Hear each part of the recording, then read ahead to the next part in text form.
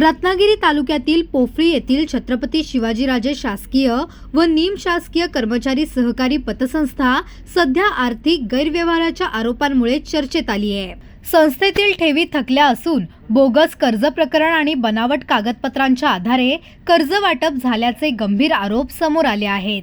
पोफळी येथील महानिर्मिती कंपनीतील कामगार, कर्मचारी व अभियंते यांनी स्थापन केलेल्या या पतसंस्थेकडे सुमारे 62 सभासदांचे 2,25,00,000 रुपयांचे ठेव खाते असल्याची माहिती असून ही रक्कम परत न मिळाल्याने सभासदांमध्ये अस्वस्थता पसरली आहे।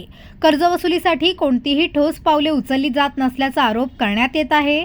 दरम्यान सहकारी बँकेने महानिर्मिती विभागाला थेट वसुली करण्याचे पत्र दिले असून याशिवाय संस्थेविरोधात आणखी 2 गंभीर तक्रारी समोर आल्या आहेत। दिव्यांग निवृत्त कर्मचारी अभियंता प्रमोद हरिश्चंद्र मोने यांनी 3 महिन्यांपूर्वी आपल्या 36 लाख रुपयांच्या ठेवीची परतफेड न झाल्याबाबत उपनिबंधकांकडे तक्रार दाखल केली आहे। तसेच आपल्या नावाचे बोगस कागदपत्रे तयार करून 6 जून 2022 रोजी 5 लाखांचे कर्ज काढण्यात आल्याचा आरोप सभासद अमोल जगन्नाथ सकपाळ यांनी केला आहे। पती प्रमोद हरिभाऊ माने व त्यांची पत्नी प्रिया प्रमोद माने, माझे पती पोफळी महानिर्मिती कंपनीत अनेक वर्ष इंजिनियर पदावर काम करत होते। आपणाच्या अनेकांच्या अडचणीवर पर्याय म्हणून 25 वर्षापूर्वी छत्रपती शिवाजीराजे शासकीय निमशासकीय पतसंस्था स्थापन करण्याचा पुढाकार घेतला। स्वतः दिव्यांग असताना त्यांनी हे छोटी मोठी कामं करत होते। 2019 साली ते निवृत्त झाले।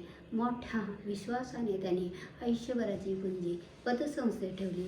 आज तेथील पतसंस्थेचे अध्यक्ष संतोष घाडगे व संचालकाच्या गैरव्यवहारामुळे मार्च महिन्यापासून आम्ही सतत पैशाची मागणी करत होते आणि त्याची ठेव आम्हाला मिळाली नाही।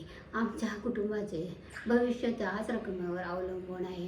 36 लाख रुपये आमची काही चूक नसताना अडकलेले आहे। ते माझे पती दिव्यांग असल्यामुळे त्यांना इतर कोणतीही कामं करता येत नाही। त्यांचा दवाखान्याचा खर्च, माझा दवाखान्याचा खर्च ह्यासाठी आम्ही ते पैसे तिथं ठेवले असताना आमचे पैसे मिळावे ह्यासाठी मी विनंती करत आहे। पोलीस सहकारी खात्याने व न्यायव्यवस्थाने आम्हाला आमचे पैसे मिळवून देण्याचा न्याय द्यावा अशी माझी नम्र विनंती आहे।